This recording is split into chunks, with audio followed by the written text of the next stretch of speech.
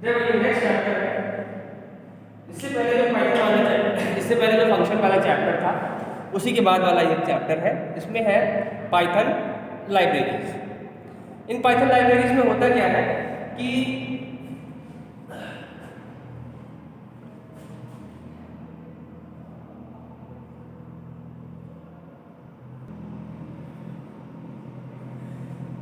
देखो इसको कहते हैं, पाइथन लाइब्रेरी को कहते हैं collection of modules. Collection of modules का मतलब होता है, पहले वो जानना जरूरी है कि कलेक्शन ऑफ मॉड्यूल्स होता क्या है। जैसे कोई प्रोग्राम हम बनाते हैं, किसी भी तरह का पाइथन प्रोग्राम बनाते हैं और उस पाइथन प्रोग्राम को हम .py फाइल से सेव कर दें, ठीक है, तो वो प्रोग्राम जो है उसको हम किसी और प्रोग्राम के अंदर भी यूज़ कर सकते हैं। मॉड्यूल से मतलब ऐसा होता है कि इससे पहले लाइब्रेरी का मतलब बताते हैं। नॉर्मली क्या होता है कि जो नॉर्मल लाइब्रेरी जो होती है उनको बोलते हैं बुक्स का कलेक्शन, ठीक है, कलेक्शंस ऑफ बुक्स। कई सारी बुक्स को हम लाइब्रेरी जब उसको कहीं एक जगह पे रखते हैं तो उसको हम बोलते हैं लाइब्रेरी। इसी तरह की सीडी और डीवीडी की भी लाइब्रेरी होती हैं, जो शॉप्स होती हैं उनको सीडी डीवीडी लाइब्रेरी कहते हैं, जहाँ पर सीडी या डीवीडी मिल जाती है, ठीक है। तो यहाँ पर भी पाइथन लाइब्रेरी से मतलब ये है कि ऐसे प्रोग्राम जिनको हम जब चाहे तब यूज़, पहले से जिनको हमने बना के रख दिया है और जिनको हम ज़रूरत पड़ के हिसाब से जब भी चाहे यूज़ कर सकते हैं, उनको बोलते हैं पाइथन लाइब्रेरीज, ठीक है। ये प्रोग्राम्स, और वो प्रोग्राम्स नहीं है, वो प्रोग्राम्स का कलेक्शन है। पाइथन लाइब्रेरीज क्या है, उन प्रोग्राम्स का कलेक्शन है। बहुत सारे प्रोग्राम बने हुए हैं, उनमें उन सारे प्रोग्राम्स के कलेक्शन को बोलते हैं पाइथन लाइब्रेरीज। लाइब्रेरी में क्या होता है, पाइथन लाइब्रेरी में होता क्या है कि ये एक वर्ड यूज़ किया जाता है, मॉड्यूल। किसी में क्या होता है, कभी कभी क्या होता है, कोई बड़े प्रोग्राम में उसको, कोई बड़ा प्रोग्राम है उसको अलग अलग पार्ट में किया जाता है, तो उसके एक पार्ट को अलग बनाकर, बहुत बड़ा, मान लो बहुत बड़ा प्रोग्राम है, उसके एक पार्ट को अलग कहीं बना दिया गया है, बनाकर उसको सेव कर दिया गया है। सेव करने के बाद हम उसको जब चाहेंगे उसी प्रोग्राम के अंदर जितनी बार भी चाहेंगे उसको यूज़ कर लेंगे। देखो फंक्शन और मॉड्यूल में फ़र्क क्या होता है, फंक्शन हम बनाते थे तो उसी, वो फंक्शन होता क्या था कि जो फंक्शन हमने बनाया वो फंक्शन उसी प्रोग्राम के अंदर 20 बार हम चाहे 20 बार यूज़ कर सकते हैं, ठीक है। मॉड्यूल का मतलब ये है कि ये एक ऐसा प्रोग्राम है कि इसको हम किसी भी प्रोग्राम में यूज़ कर लेंगे, इसको हम किसी भी प्रोग्राम में यूज़ कर लेंगे, जितनी बार चाहे उतनी बार यूज़ कर सकते हैं। लेकिन ये एक प्रोग्राम के लिए नहीं, किसी भी प्रोग्राम में हम यूज़ कर सकते हैं। जैसे एक था, मैंने पहले भी बताया था आपको, स्क्वायर रूट फाइंड आउट करने का प्रोग्राम होता है। उसमें क्या होता है, पहले हमको इंपोर्ट मैथ करके, ये मैथ लाइब्रेरी होती है, इसको हम इंपोर्ट करते हैं। इंपोर्ट करने का मतलब ये है कि हम उसको, ये इनबिल्ट लाइब्रेरी होती है, ये मैथ लाइब्रेरी होती है, इनबिल्ट लाइब्रेरी होती है। तो ये स्क्वायर वाला प्रोग्राम अगर हमको बनाना होगा तो हम इंपोर्ट मैथ करेंगे, तो उससे वो फिर जो भी नंबर हमको करना होगा उसमें क्या होगा, किसी का फाइंड आउट करना होता है किसी नंबर का, तो कहते हैं प्रिंट मैथ डॉट एसक्यूआरटी, तो यहाँ पर वैल्यू डाल दी 36, तो इसका आउटपुट आता था 6.0 या जो भी आता, ठीक है। यहाँ पर मैथ एक मॉड्यूल है, ठीक है, मैथ नाम का एक मॉड्यूल बना हुआ है जिसमें ये एसक्यूआरटी जो है एक फंक्शन है, ये इनबिल्ट है। हमको स्क्वायर रूट निकालना किसी नंबर का, उसके लिए हमको पूरा प्रोग्राम लिखने की जरूरत नहीं है। हम इंपोर्ट मैथ करेंगे तो मैथ मॉड्यूल आकर इस प्रोग्राम में जुड़ जाएगा। फिर उस मैथ मॉड्यूल का एसक्यूआरटी फंक्शन हम जब यूज करना चाहेंगे तो ये एसक्यूआरटी फंक्शन का ये फंक्शन कॉल है, एसक्यूआरटी फंक्शन ये फंक्शन कॉल है, उसको डायरेक्ट यहां हम वैल्यू डालेंगे, ये वैल्यू जाएगी इस मैथ मॉड्यूल के एसक्यूआरटी फंक्शन, और उससे जो वैल्यू रिटर्न होती आएगी वो यहां पर प्रिंट होगी। मतलब एक बनाया प्रोग्राम है, उसको हम और दूसरे प्रोग्राम्स में यूज कर सकते हैं। फंक्शन में क्या होता है कि हम एक फंक्शन बनाते हैं, उस फंक्शन को उसी प्रोग्राम में जितनी बार चाहे उतनी बार यूज कर सकते हैं। लेकिन मॉड्यूल की कहानी ये होती है, मॉड्यूल अपने आप में एक बना प्रोग्राम है। अब उस बने प्रोग्राम को किसी और प्रोग्राम में यूज करना हो तो हम यही इंपोर्ट वाला स्टेटमेंट लिखेंगे और उस मॉड्यूल का नाम लिखेंगे, फिर उस मॉड्यूल का जो भी फंक्शन होगा उस फंक्शन को उसमें ले जाकर कॉल कर देंगे, तो उससे वो ऐड हो जाता है। देखो ऐसे समझ में आएगा नहीं, इसको करके दिखाते कैसे होता है।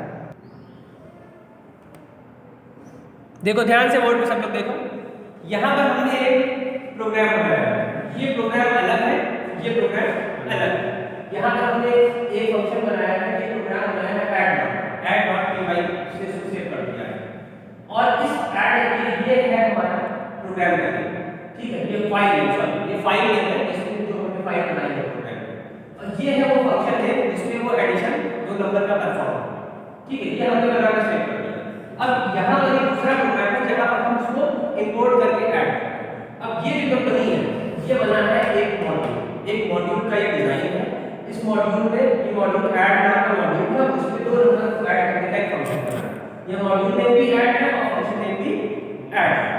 यहाँ पर क्या होगा कि हमने इंपोर्ट मॉड्यूल लिखा है। इंपोर्ट मॉड्यूल से क्या होगा कि मॉड्यूल के जितने फंक्शन होंगे सारे इंपोर्ट हो जाएंगे। इंपोर्ट मतलब यहाँ आ जाएगा। अब उसके बाद हमने यहाँ पर ऐड डॉट ऐड किया। ये ऐड इस मॉड्यूल के नेम को रिप्रेजेंट करता है और ये ऐड इस फंक्शन के नेम को रिप्रेजेंट करता है। जो फंक्शन यहाँ पर कॉल हुआ है उसके अंदर दो वैल्यू पास की गई है 6 और 7। ये दोनों वैल्यू यहाँ पर जाएंगी 6 इसमें जाएगी 7 इसमें जाएगी, दोनों ऐड होगा और यहाँ से सॉरी रेड सी नहीं होगा, यहाँ पर रिटर्न सी होगा। ये रॉन्ग हो गया, रिटर्न सी। सी का जो एडिशन होगा वो यहाँ पर वापस देगा। तो ये मॉड्यूल का काम ऐसे ही होता है कि एक छोटा सा एक प्रोग्राम हमने बनाया है, उसको हमने .py फाइल एक्सटेंशन से सेव कर दिया। अब इस प्रोग्राम को हम किसी और प्रोग्राम में यूज करना चाहें तो उसको हम इंपोर्ट करके यूज कर सकते हैं, उसके किसी भी फंक्शन को यूज कर सकते हैं। इसी में अगर हम एक और फंक्शन बना दें सब नाम का सब a, b और c is equal to a minus b, sorry d is equal to return d। ऐसे केस में क्या होगा, ये जो वैल्यू आई है एज इट इज आई, क्योंकि हमने सिर्फ ऐड वाले को कॉल किया है। ये जो है ये है वो फाइल, ये वाला, और ये जो है ये वाला, ये है ये फंक्शन। अगर इसी की जगह पे हमको सब्ट्रैक्शन वाला करना होता, ठीक है, थोड़ी वैल्यू चेंज कर देते हैं और हम सब्ट्रैक्शन वाला कॉल करना चाहते हैं तो कुछ नहीं करना होगा, हमको बस ऐड डॉट ये सब नाम का जो बनाया हुआ है, ठीक है, तो आंसर आ जाएगा हमारा 1। अब हमने यहाँ पर इंपोर्ट ऐड इसलिए किया क्योंकि ये फाइल का नाम है वो ऐड नाम से फाइल नेम हमने ऐड से किया।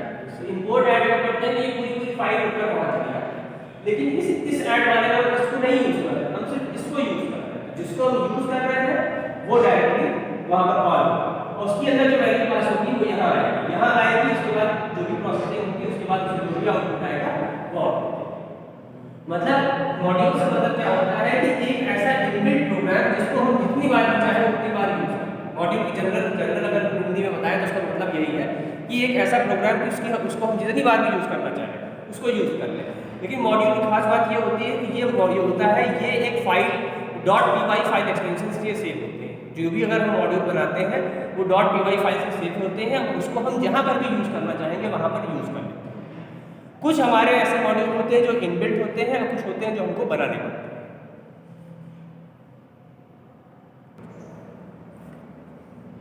जैसा कि आप लोग बोर्ड पे देख रहे हैं, यहाँ पर मैंने मैथ मॉड्यूल लिखा है, रैंडम मॉड्यूल लिखा है, सी मैथ मॉड्यूल लिखा है, स्टैटिस्टिक मॉड्यूल लिखा है, URL LIP मॉड्यूल होता है, नम्पी होता है, टिंकर होता है और मैटप्लॉटलिब होता है। ये कुछ मॉड्यूल्स होते हैं जो इनबिल्ट मॉड्यूल होते हैं पाइथन के अंदर। ऊपर के मैथ मॉड्यूल, रैंडम मॉड्यूल, सी मैथ मॉड्यूल और स्टैटिस्टिक मॉड्यूल ये नॉर्मली पाइथन लाइब्रेरी, पाइथन का जो सॉफ्टवेयर होता है इसके साथ इनबिल्ट आते हैं। बाकी के नीचे के जो चार है URL LIP, नम्पी, टिंकर और ये मैटप्लॉटलिब, इन सबको अलग से इंस्टॉल करना पड़ता है अगर हमको इनकी ज़रूरत है तो। अगर हमको इनको यूज़ करना है तो इनको हमको अलग से इंस्टॉल करना पड़ता है। जैसे जैसे आगे इसमें प्रोग्राम बनेंगे उसके हिसाब से आप लोगों को ये सारे मॉड्यूल्स को यूज़ करना समझ में आएगा। मैथ मॉड्यूल का भी मैंने छोटा सा एग्जाम्पल आपको दिखाया था। जब भी हमको कुछ मैथमेटिकल फंक्शंस का यूज़ करना होता है तो हम लोग मैथ मॉड्यूल को इम्पोर्ट कर लेते हैं। ये मैथ मॉड्यूल जो होता है ये हमारा पाइथन के सॉफ्टवेयर के साथ इनबिल्ट होता है, जिसको हमको अलग से यूज़ करने की ज़रूरत नहीं पड़ती है। रैंडम मॉड्यूल का एक वीडियो मैंने आप लोगों को पहले बना के दिया था, उसमें रैंडम मॉड्यूल के बारे में मैंने आपको बताया कि एक रैंडम नंबर्स की अगर हमें कहीं ज़रूरत होती है तो उसके लिए हम लोग रैंडम मॉड्यूल बनाते हैं। सी मैथ जो होता है ये रियल नंबर जो होते हैं, complex number, sorry real number नहीं, मैथमेटिक्स में आप लोगों ने कॉम्प्लेक्स नंबर पढ़े होंगे। ये कॉम्प्लेक्स नंबर से रिलेटेड जो ऑपरेशंस होते हैं, जो प्रोग्राम बनते हैं, उनके लिए सी मैथ का यूज़ करते हैं। स्टैटिस्टिक मॉड्यूल का यूज़ जो होता है वो स्टैटिस्टिक मैथमेटिक्स का एक पार्ट होता है। तो बहुत जगह पे हमको मीन, मीडियन, मोड या इस तरह के चीज़ें निकालनी होती हैं, तो उसके लिए हमको इस स्टैटिस्टिक मॉड्यूल का यूज़ करना होता है। किसी भी मॉड्यूल को यूज़ करने के लिए, इनमें से कोई भी मॉड्यूल को यूज़ करने के लिए हमें कुछ नहीं करना होगा, उसको प्रोग्राम करेंगे इंपोर्ट, ठीक है, इसके बाद स्पेस देके मैथ इंपोर्ट वैर करने से वो मॉड्यूल जो है पूरा पूरा आके हमारा प्रोग्राम में ऐड होता है। फिर उसके जिस भी फंक्शन को हम यूज़ करना चाहें, जैसे भी यूज़ करना चाहें, वो हम उसे यूज़ कर सकते हैं किसी भी मॉड्यूल। बाकी के जो नीचे के मॉड्यूल है वो जैसे प्रोग्राम आगे बढ़ता है उसके हिसाब से बताए जाते हैं, उनका भी यूज़ है, थोड़ा वो डिफिकल्ट भी होते हैं। ऊपर वाले इजी होते हैं, उनमें बहुत ज़्यादा कोई दिक्कत नहीं होती है। स्क्वायर रूट फाइंड आउट करना, स्क्वायर फाइंड आउट करना, उसके लिए हम मैथ मॉड्यूल का यूज़ कर सकते हैं।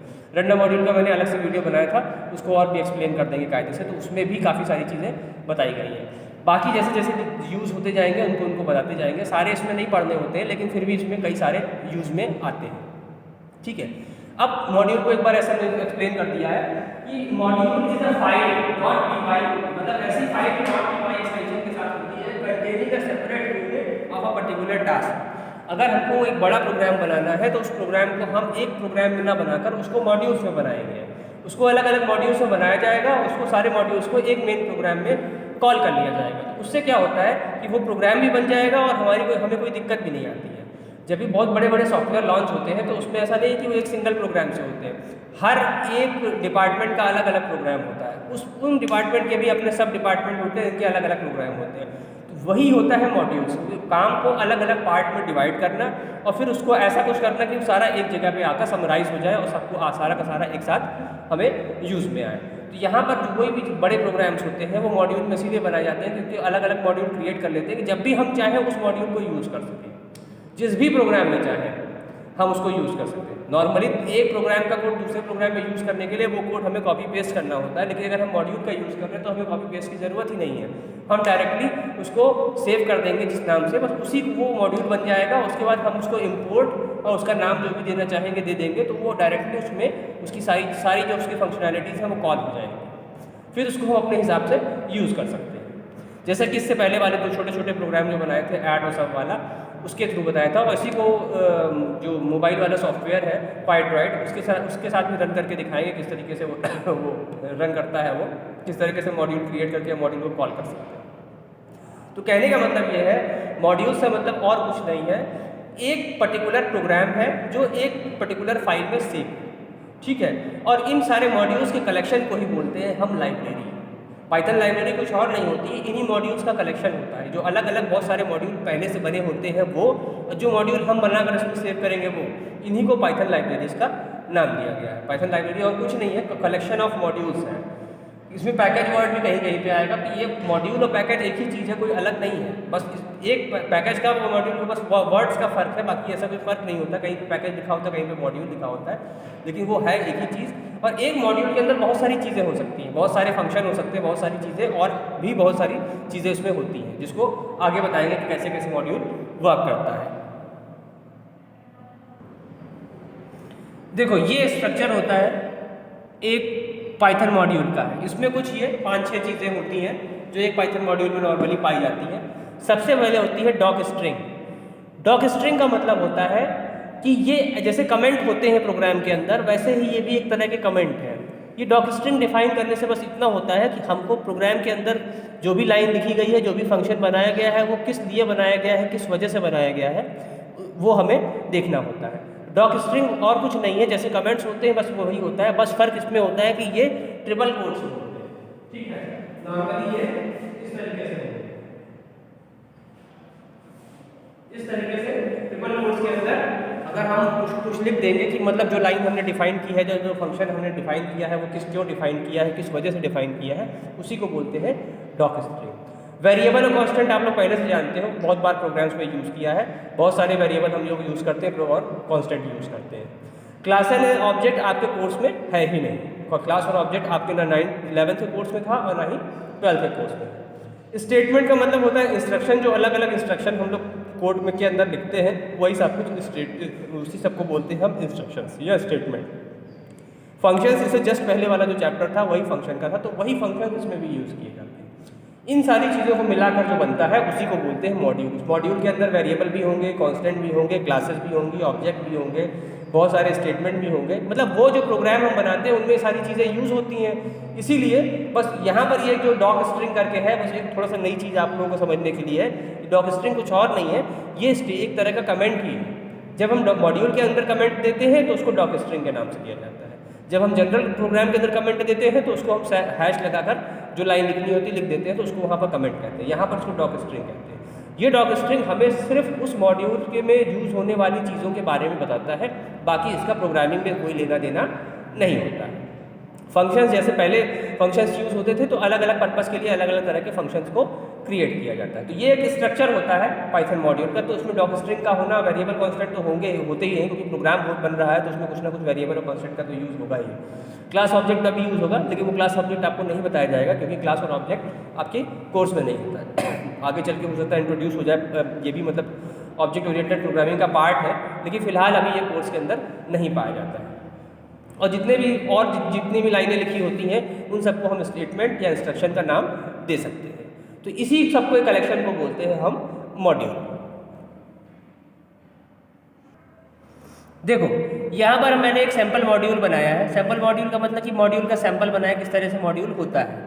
तो यहाँ जो डबल कोट्स के 3 बार डबल कोट्स लगे हुए हैं, ये जो होते हैं इन्हीं को डॉक स्ट्रिंग बोलती हैं। 3 डॉक स्ट्रिंग मैंने यूज़ की है, मतलब ये बताने के लिए कि इस प्रोग्राम में हो क्या रहा है। यहाँ पर इस प्रोग्राम के अंदर इस पूरी फाइल में 2 बने हुए हैं आपके फंक्शन। डेफ कीवर्ड का यूज़ हुआ है, एक टीसी नाम का फंक्शन है, एक टीएफ नाम का फंक्शन है। दोनों में एक ही वेरिएबल पास किया गया है एक्स, ठीक है। दूसरी चीज़ ये देखो, सबसे ऊपर में लिखा है conversion function between Fahrenheit and centigrade. ये फंक्शन जो बने हैं ये फ़ारेनहाइट को सेंटीग्रेड में कन्वर्ट करते हैं, सेंटीग्रेड को फ़ारेनहाइट में कन्वर्ट करते हैं। उसी का ये फार्मूला है, ठीक है। फार्मूले से यहाँ आपको कोई लेना देना नहीं है, क्योंकि वो तो आप लोग पहले भी 9th 10th में 10th 12th में फार्मूला आपने देखा होगा। उसी को यहाँ पर पाइथन की लैंग्वेज में कन्वर्ट कर दिया गया है, बाकी कुछ ऐसा नया नहीं है, ठीक है। यहाँ पर एक्स वो वेरिएबल होगा जिस वैल्यू को हम सेंटीग्रेड में कन्वर्ट करना चाहेंगे वो वैल्यू यहाँ पर डालेंगे और वो वैल्यू सेंटीग्रेड में कन्वर्ट हो जाएगी। दूसरे वाले फंक्शन में यहाँ पर एक्स जो होगा वो वैल्यू होगी वो जो हम फ़ारेनहाइट, जो सेंटीग्रेड वैल्यू होगी जो हम फ़ारेनहाइट में कन्वर्ट करेंगे, ठीक है। तो ये दोनों फंक्शन है। यहाँ पर c = 0.0 एक कांस्टेंट का यूज़ किया गया है जिसको कि इसका यूज़ होगा इसमें, और f = 32.0 ये भी फ़ारेनहाइट की फ्रीजिंग पॉइंट होता है। c जो होता है सेल्सियस का फ्रीजिंग पॉइंट होता है। तो यहाँ 2 कांस्टेंट हैं, 2 फंक्शन हैं, 3 डॉक स्ट्रिंग है। तो ये एक मॉड्यूल, ये पूरा एक सैम्पल मॉड्यूल है। ये आपकी ही बुक का ही है, कहीं से अलग से मैंने नहीं बताया है कि आपकी ही बुक में बना हुआ है। तो ये सिर्फ बताने के लिए है किस तरीके से मॉड्यूल होता है। तो मॉड्यूल में ये डॉक स्ट्रिंग का यूज़ होता है। डॉक स्ट्रिंग कोई ऐसी नाम से लगता है भयानक चीज़ होती है, लेकिन कोई भयानक चीज़ नहीं होती है। ये बस एक तरह का कमेंट है। ये लाइन ये बता रही है कि यहाँ पर जो फंक्शन बने हैं ये फ़ारेनहाइट और सेंटीग्रेड में कन्वर्जन के लिए बने हैं। यहाँ पर ये जो फंक्शन है ये क्या कर रहा है, ये वैल्यू जो एक्स रिटर्न करेगा वो सेंटीग्रेड में। यहाँ पर डॉक प्राइम ये डॉक स्ट्रिंग जो है ये बता रही है कि यहाँ पर जो एक्स वैल्यू है वो फ़ारेनहाइट, और इसमें कुछ ऐसी चीज़ नहीं है जो कि मतलब कॉम्प्लिकेटेड। सिंपल सा एक सैंपल है कि किस तरीके से एक मॉड्यूल बना होता है। जो मैंने ऐसे पहले आपको बताया था वो तो हमने ऐसे जनरल वे में बना लिया था अपने यूज़ के हिसाब से, लेकिन अगर सिस्टमेटिक वे में बनाए तो कुछ इस तरह का होता है, और आपकी बुक में भी बना हुआ है, कुछ नई चीज़ नहीं है। तो ये है पूरा एक सैंपल मॉड्यूल। इसी मॉड्यूल को जब हम किसी फाइल के नेम से सेव कर लेते हैं तो उसको हम किसी और प्रोग्राम में कॉल कर सकते हैं। अगर हम मान लो इसको किसी नाम से सेव करते हैं, इसको हम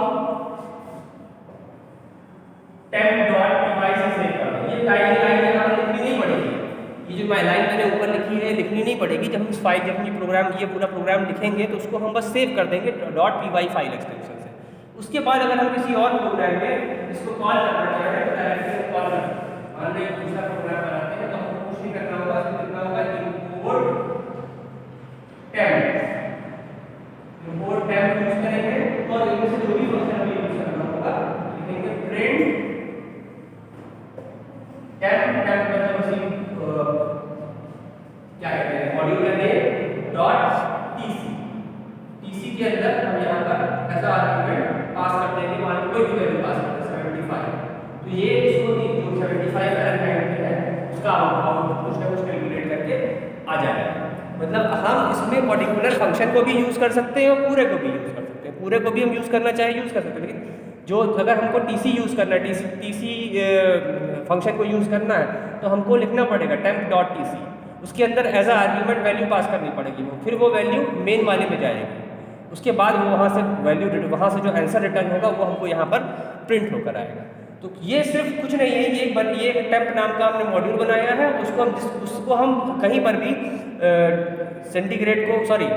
फ़ारेनहाइट को सेंटीग्रेड में कन्वर्ट करना हो तो भी कर सकते हैं, और सेंटीग्रेड को फ़ारेनहाइट में कन्वर्ट करना हो तो भी कर सकते हैं, और दोनों यूज़ करना हो तो हम दोनों भी यूज़ कर सकते हैं। नॉर्मली ये 2 फंक्शन बने हुए हैं, लेकिन जो इनबिल्ट मॉड्यूल होते हैं उसमें बहुत सारे फंक्शन बने होते हैं, बहुत ज़्यादा फंक्शन होते हैं, तो वो उसके हिसाब से फिर वो आगे वर्क करता है। तो ये इस तरह से वो पूरा काम करता है। ये होता है उसका स्ट्रक्चर।